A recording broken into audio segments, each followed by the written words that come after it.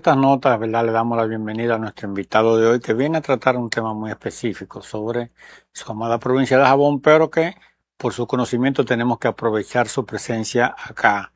Alfonso, bienvenido. Ya no hay que presentarte mucho, Muchas gracias, para mí siempre ya un tú eres placer estar conocido acá. Alfonso Torres Ulloa. Aquí estamos.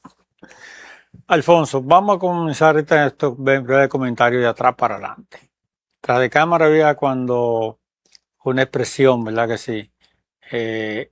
Una vez se tiene que reírse para no hacer un comentario más allá de cuando tú oyes al presidente Donald Trump decir de manera furiosa que Irán va a pagar caro por los soldados, por la muerte de soldados en la guerra que él comenzó, ¿verdad?, contra Irán.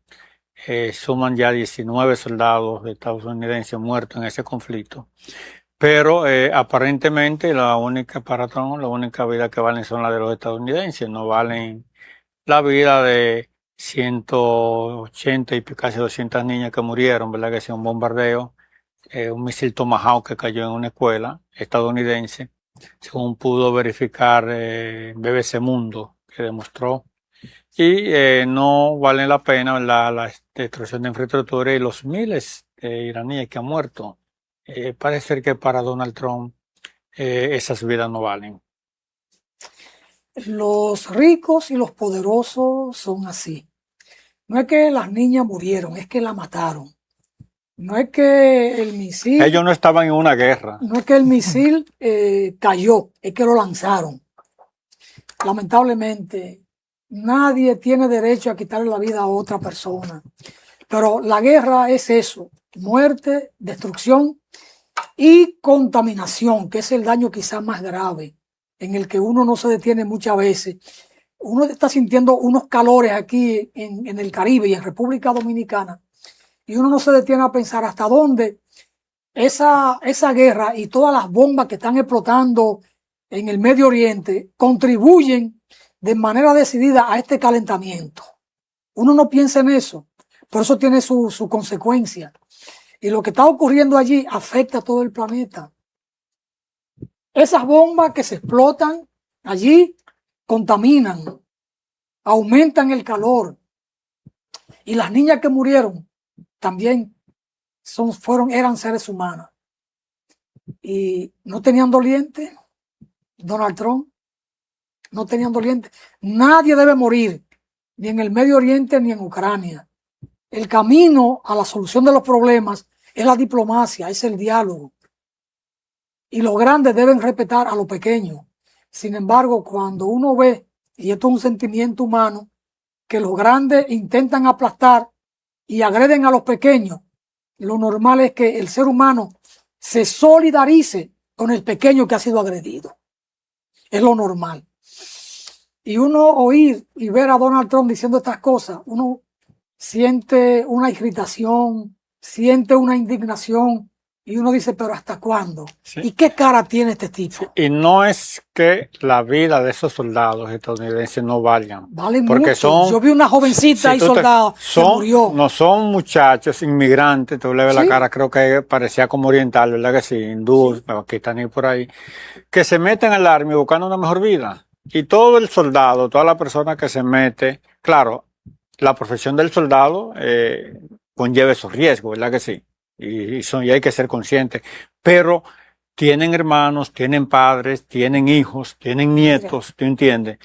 Tienen hermanos y son vidas que se pierden. Entonces, pero valorar la vida de uno por encima de la vida de miles de otros. Miles de personas que han muerto por una acción que usted decidió, en verdad, iniciarla y que no sabe cómo salir de ella, pues es precisamente lo que usted plantea, Alfonso. Es lo que irrita y es lo que mueve a la solidaridad. Y esta cosa a nosotros nos duele mucho porque yo tengo más de 30 compañeros de infancia que viven en Estados Unidos que tienen hijos en el Army. Y entonces en cualquier momento puede ser uno de ellos. Entonces a uno le va a llegar hondo. Llega el luto a sangre dominicana. Otro tema, Alfonso, está en esta declaración de Daniel Ortega, presidente de Nicaragua, descarta hacer elecciones. Son cosas que uno no quiere oír. Entonces, ni quiere verlas. Cuando uno, por ejemplo, piensa todo el tiempo, las veces que hicimos movilizaciones, que salimos a recaudar dinero, los movimientos de solidaridad, tantos jóvenes de Europa, de Estados Unidos, de América Latina, que murieron defendiendo esa revolución nicaragüense sandinista, los que en algún momento determinado fuimos, ¿verdad?, en solidaridad, a alfabetizar, a recoger café, a hacer esto, a recoger algodón. O sea, que veíamos en los sandinistas, veíamos en Daniel Ortega, ese comandante que reivindicaba la dignidad latinoamericana, y tú la convertida hoy en un monstruo que persigue monjas, que persigue sacerdotes, y que se ha inquietado y esa mujer en el poder, ¿verdad? Que son 2 presidentes. Entonces, cuando uno ve este tipo de cosas, uno sencillamente lo que tiene que sentir es lástima. Él se proclamó dictador, se proclamó un monarca, se declaró dueño de Nicaragua, de la vida de los nicaragüenses. Yo le retiré mi simpatía desde que él se presenta con la esposa a unas elecciones. Él escoge a la esposa para vicepresidenta. Yo le decía a Narciso, y luego la hace copresidenta. Sí, sí. No es vicepresidenta, es copresidenta. Yo le decía a Narciso, hasta aquí yo llegué simpatizando con esto. Por supuesto, nuestros dirigentes no quieren criticar públicamente porque no quieren hacerle la menor concesión al imperialismo, porque lo entienden de esa manera. Pero con esta declaración, yo pienso que no hay marcha atrás con el retiro de cualquier tipo de apoyo a Daniel Ortega. Se está proclamando un Somoza o un Trujillo cualquiera. Está saliendo peor que Somoza. Está saliendo, a mi juicio, está saliendo peor que Anastasio Somoza, y a mí eso me duele porque precisamente recuerdo a un jovencito, creo que se llamaba Walter Álvarez, que fueron de los que vinieron las primeras misiones. Acá muchachos que tener como 19, 20 años. Y de repente yo me entero de que murió en Estelí, ¿verdad que sí? Cuando uno piensa en tantos muchachos jóvenes que murieron por esa revolución, uno dice, señores, y valió la pena. Bueno, Ernesto Cardenal a tiempo vio la cosa, y la vio Sergio Ramírez también. Nosotros a la distancia no veíamos mucho de lo que estaba pasando dentro. Humberto, el hermano, se repliega. Se distanció. Bueno, son las cosas en este mundo de Dios, don Alonso, pero ¿qué uno puede hacer? Seguir viviendo con la humildad con que uno siempre lo ha hecho y tratar de seguir aportando lo que uno pueda por la mejoría de la sociedad y de la humanidad. Así es, nosotros nos vamos a una breve pausa y regresamos.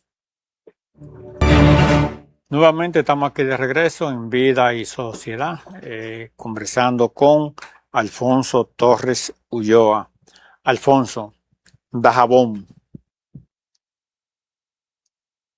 tu amada provincia. Dajabón, ¿Cuál es la situación de Dajabón ahora mismo? Mira, Dajabón en términos económicos tiene una situación aparentemente buena. Se mueve mucho dinero en el mercado con Haití. Sin embargo, la agricultura no anda del todo buena. La ganadería corre su riesgo con el tema de los robos, que la pasan para Haití. Robo de vehículos también, ese es un problema muy serio que hay en Dajabón. En este momento hay una protesta por parte de los comerciantes, dado que hay el proyecto de un puerto seco en Dajabón, un puerto seco que va a ser para beneficiar a 10 a 12 grandes empresas del país o empresarios, entre ellos los Vicini, algunos de los grupos empresariales de Santiago y uno o dos de Dajabón que tienen bastante dinero, pero al final el pequeño y el mediano, el pequeño no tanto, el mediano comerciante que ha estado ahí por 40 años, en un promedio de 4 o 5 años va a salir afectado. ¿A qué tú le llamas un puerto seco? A lo que yo le llamo, no, a lo que ellos le llaman. O lo que ellos le llaman puerto seco, sí. Van a tener grandes almacenes en Dajabón, grandes espacios de almacenamiento, podrán importar de todo por el puerto de Manzanillo, y por carretera lo van a poner en esos almacenes, grandes almacenes, para vender, para suplir a Haití de todo lo que ellos necesiten. Es lo que dicen las directrices. Entonces, los pequeños que están ahora ahí, y más que ahora entre el arroz, por ejemplo, libre de impuestos, aquí se puede importar arroz libremente, eso es lo que establece el Acuerdo de Libre Comercio con Estados Unidos y Centroamérica, podrán traer todos los quintales de arroz, fanega que quieran y suplir a Haití. El que tiene mucho en almacén puede bajar precio. Entonces, lo que usted está El que vende planteando, por mayor puede vender a mejor precio. lo que usted está planteando es que el puerto de Manzanillo va a ser el puerto donde vendrán esas mercancías, pero el Una de las vías. gran almacén va a ser Dajabón. Dajabón. Ahí están construyendo instalaciones monstruosas. Si Haití mañana dice yo quiero 5.000 bicicletas para un empresario nuestro que la ensambla allí, importa todos los productos y lo ensambla allí y le vende a Haití 5.000 bicicletas. Es decir, es entregarle al empresariado, a 2 o 3 empresarios, una aduana, un puerto, una aduana con todo, porque hasta eso ellos van a cobrar los impuestos. Es decir, ellos van a tener el control del negocio frente a Haití, pero podrán también exportar hacia Cuba y el mercado local, porque ellos entran como manso cordero, por el rico lo que quiere son sus intereses, su dinero. O sea, Puerto seco sí, porque operará como un puerto, pero sin agua, sin mar. El mar está en Manzanillo, a 14 kilómetros de Dajabón. Yo diría que sería el almacén de Manzanillo. Es el almacén, un puerto seco. Ahí van a tener de todo. ¿Qué va a pasar? Yo siento que el pequeño y mediano comerciante va a sufrir. No será en los primeros 3 años, pero a partir del 4º o 5º año desaparece. Y no hay forma, por ejemplo, de que ese mismo impacto, porque algún impacto económico tendrán que tener, quizá en mano de obra no tanto. Van a crear 1.500, 2.000 empleos de obreros. ¿Con qué nivel de salario? El trayecto que tienen que recorrer. Eso apenas va a servir para reproducir la fuerza de trabajo, no para un bienestar del trabajador. ¿Qué ha pasado con la ley de incentivo fronterizo y las empresas que se han instalado? Tienen algunos empleados que han creado, empleos que han creado, pero ¿cuál es el nivel de salario? Ese puerto seco no contempla que parte de la ganancia de esa empresa que se van a instalar sean invertidas en proyectos de desarrollo de Dajabón, de la frontera. A lo mejor el papel te lo pueden contemplar, si hay una presión, pueden modificar cosas, pero en la práctica, ¿qué ocurre? ¿Qué pasa con la Barrigol o con las empresas mineras? Te ofrecen de todo. ¿Y cuál es el destrozo ambiental?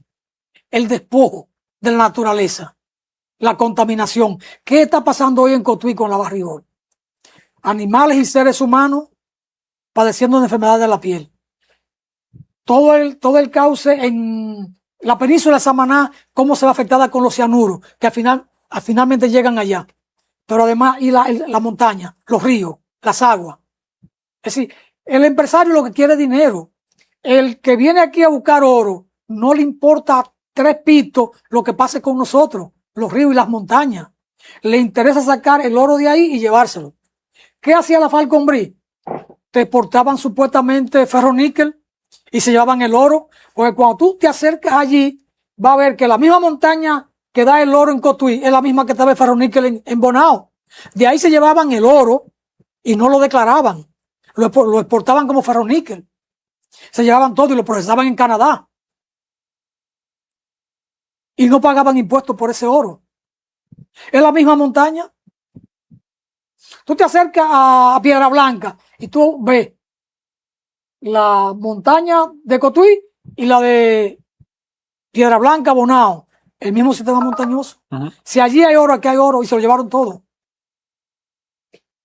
Una extracción Por clandestina. eso el pleito de San Juan y lo que se espera para Dajabón. Lo de Dajabón, lo que viene para Dajabón es terrible. Terrible.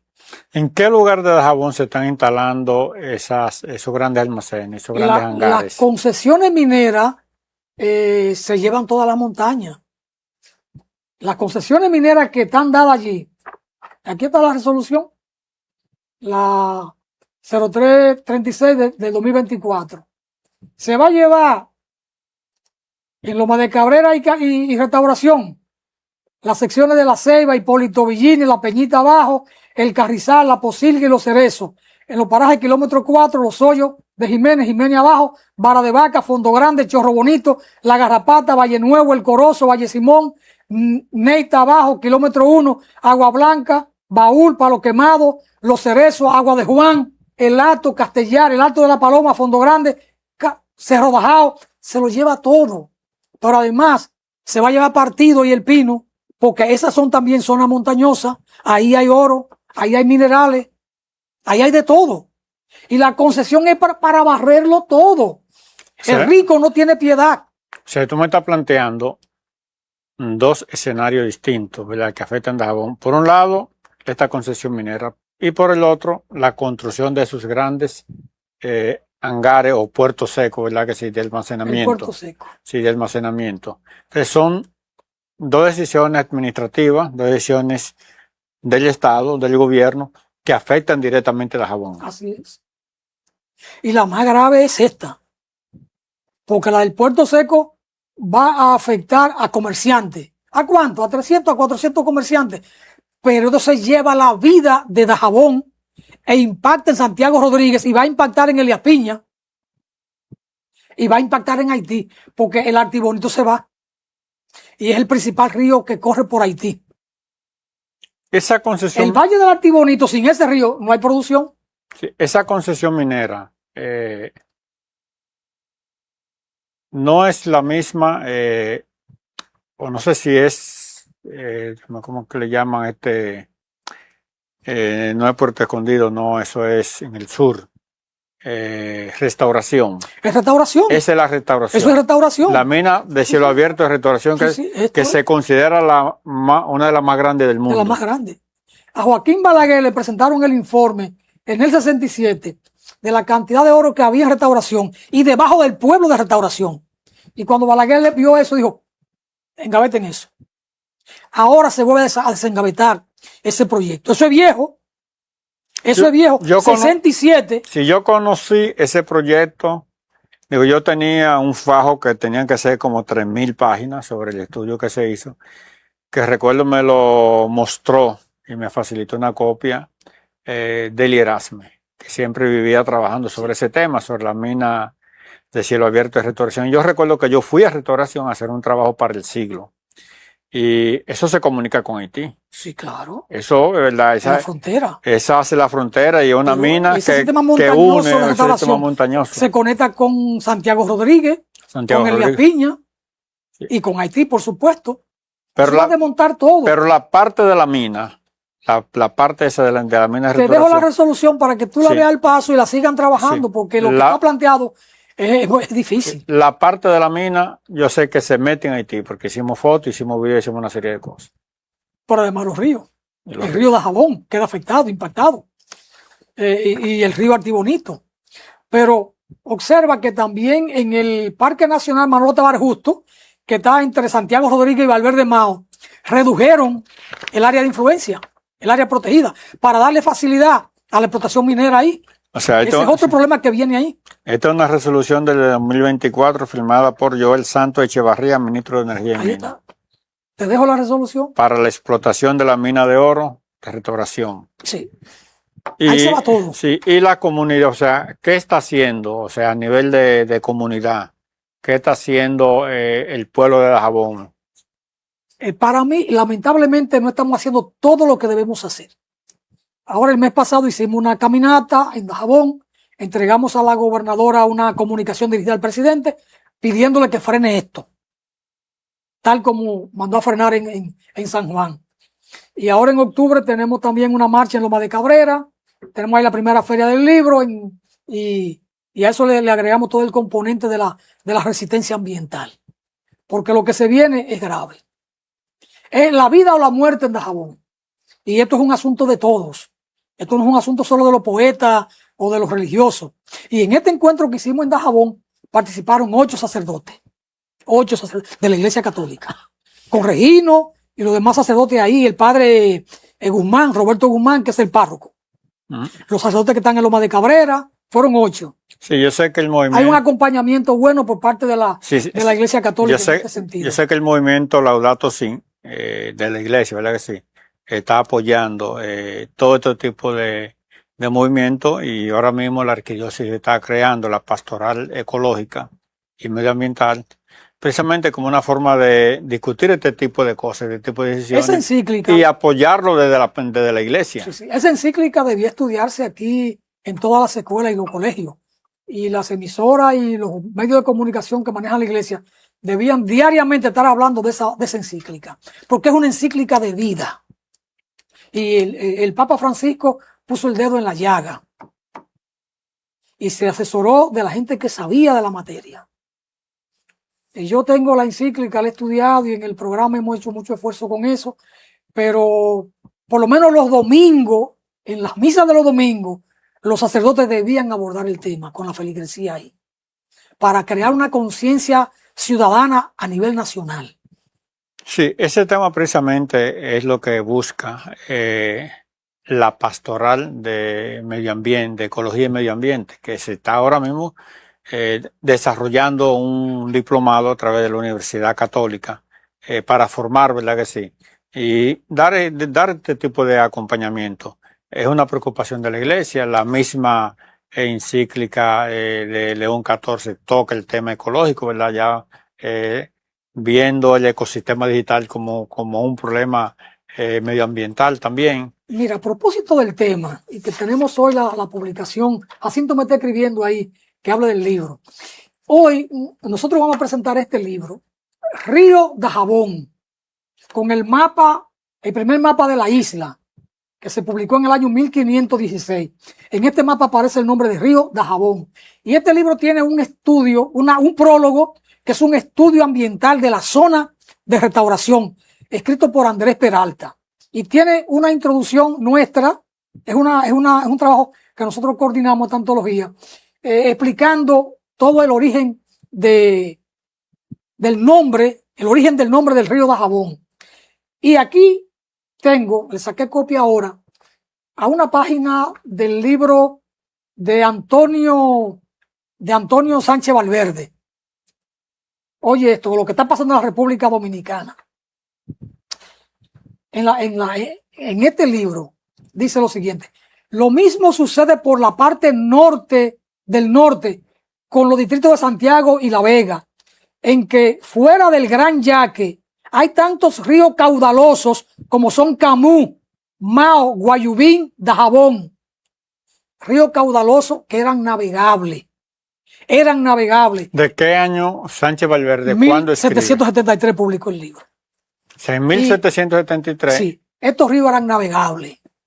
Entiéndase que en menos de 200 años esos ríos han pasado Por el propio norte corre el más rápido y caudaloso río llamado Yuna, que desagua al este de nuestra isla en la gran bahía de Samaná.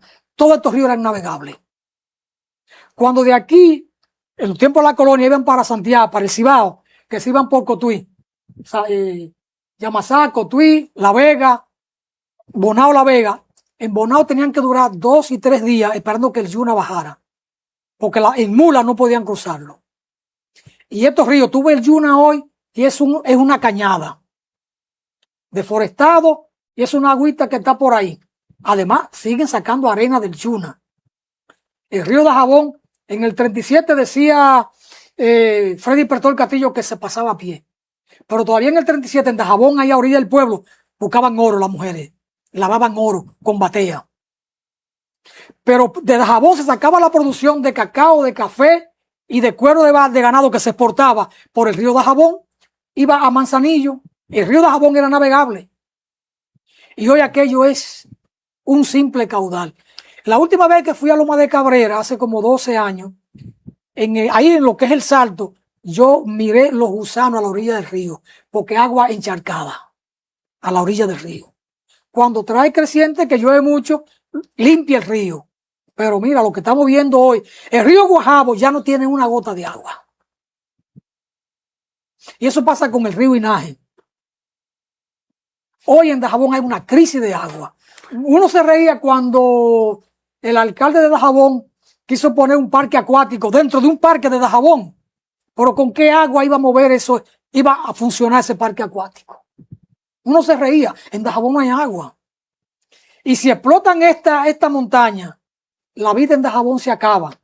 Pero bueno, a propósito de que Jacinto me sigue escribiendo, hoy también presentamos esta antología, La Paz Sin Frontera, en la Casa de la Rectoría, en un acto que tenemos esta noche. Jacinto, Interrumpí la cosa ahí porque te complací, ¿verdad? Hice el anuncio. Esta noche, o sea, son dos puestas en circulación. Sí, porque Jacinto me invitó al programa para hablar de estas cosas. Simultáneas. Pero tú siempre me atrapas con otros temas. Hay que aprovecharte. ¿A qué hora en la casa de la rectoría? 6 de la tarde. Te dejo también estas hojas que están ahí en estas 2 páginas Señores, en ese libro. Te puedo enviar el libro, lo tengo digital, te lo puedo enviar hoy mismo. Envíame lo que me daré un banquete realmente leyendo y buscaré este libro. Antonio Sánchez Valverde. De Antonio Sánchez era uno Valverde. de los hombres más cultos que había en el país. Y el que hasta ese momento era el que más había recorrido la isla. Mira, la situación es grave, pero yo recuerdo cuando yo fui a Restauración a hacer ese trabajo, yo me asombré de ver, ¿verdad?, la pelazón. Y una de las cosas que se decía también era que había petróleo. Además de, ¿verdad que sí? Sí. Que yo recuerdo ver unas máquinas perforadoras en Restauración buscando petróleo. Pasa lo mismo, por ejemplo, con el río Maimón en la Altagracia, que atraviesa desemboca en el Océano Atlántico de cerca de Ubero Alto, que es navegable. Me cuentan, ¿verdad?, que mi abuelo tenía un par de barcos que llevaba a toda la parte transportaba ganado y mercancías, pero también todo el litoral este. Y hoy, ¿verdad?, uno se mete por ahí y lo que me cuentan, yo no lo he visto, es que hay partes de la región y la misma provincia de Altagracia donde el río Maimón medio desaparece y sigue en otro lugar porque se ha ido secando. De esta cosa hay que hablar porque no se habla en la escuela y la juventud de hoy piensa que estos ríos con tan escaso caudal han sido así siempre y no siempre han sido así. Esto hay que hablarlo. Y ese libro de Antonio Sánchez Valverde es un libro fundamental que debía estudiarse en los colegios, en las escuelas, en las universidades, porque si no conocemos de dónde venimos, no vamos a saber exactamente dónde estamos ni para dónde vamos. Y hay que saber lo que era esta isla, los caudales de agua que tenía, para que nosotros podamos abrazarnos con amor a defender nuestra foresta y a decirle no a la minería. Ojalá que ustedes puedan traer acá a Andrés Peralta Gómez, el hombre que trabajó este prólogo. Él vendría de Restauración aquí con mucho gusto, claro, no para 20 minutos. Deberían darle el programa completo para que disfruten a un hombre que conoce la región. Señores, le rompería el formato a ustedes, eso sí. Señores, Alfonso está reclamando tiempo, pero te encomendamos, te hacemos la encomienda. En este momento te declaro el encomendador para que nos traiga a ese amigo, ese expositor. Pero no para 20 minutos. Y le dedicamos el tiempo que haya que dedicarle. Rompan el formato. Se rompe el formato ese día. Sí. Como dicen en el campo, de acuerdo. De acuerdo ahí, compromiso. Está hecho el compromiso. Gracias Alonso y bendiciones a todos los amigos que siguen este espacio y que siguen el canal. Gracias a ustedes por permitirnos entrar en sus hogares. Lo invitamos a que mañana siga acá en Vivir Sociedad y hoy siga con la programación de